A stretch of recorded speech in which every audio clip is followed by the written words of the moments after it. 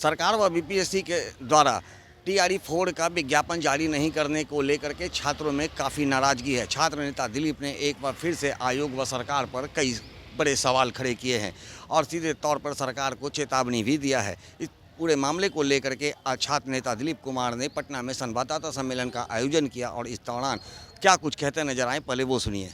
2 वर्षों से अभ्यर्थी कर रहे हैं और पिछले 1.5 साल से सरकार के द्वारा ये कहा गया कि अगले महीना वैकेंसी आएगी, अगले महीना वैकेंसी आएगी। 46,000 से अधिक पदों के लिए विज्ञापन आना था। यदि याचना बीपीएससी को फरवरी में भेजा भी गया। 26 अप्रैल से फॉर्म भी भराना था, लेकिन अभी तक विज्ञापन जारी नहीं हुआ।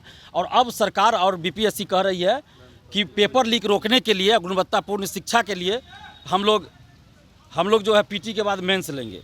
तो अगर पीटी के बाद मेंस लेने से अगर पेपर लीक रुक जाता तो हम ये कहना चाहते हैं कि 67वीं बीपीएससी सिविल सेवा में भी पीटी मेंस इंटरव्यू हुआ था, तो क्या उसका पेपर लीक रुक गया था? 67वीं बीपीएससी का पेपर लीक हुआ था, 66वीं का पेपर लीक हुआ था। 67वीं का पेपर लीक तो हमने खुद उजागर किया। तत्कालीन मुख्यमंत्री नीतीश कुमार जी को क्वेश्चन हम ही ने भेजा था एग्जाम से पहले। तो अगर ये तर्क बीपीएससी दे रही है कि पेपर लीक रोकने के लिए पीटी मेंस कर रहे हैं, तो इनका ये तर्क फेल हो जा रहा है।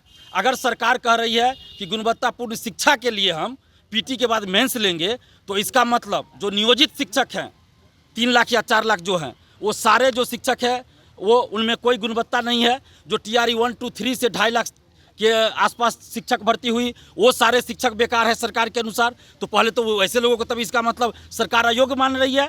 हमारा सिर्फ इतना कहना है कि पीटी के बाद मेंस लेने से अगर पेपर लीक रुक जाता है तो बीपीएससी और सरकार ये गारंटी दे कि अगर इसके बाद भी पेपर लीक होता है तो बीपीएससी और सरकार क्या करेगी? क्या परीक्षार्थियों को 10-10 हज़ार रुपया मुआवजा बीपीएससी देगी और सरकार देगी?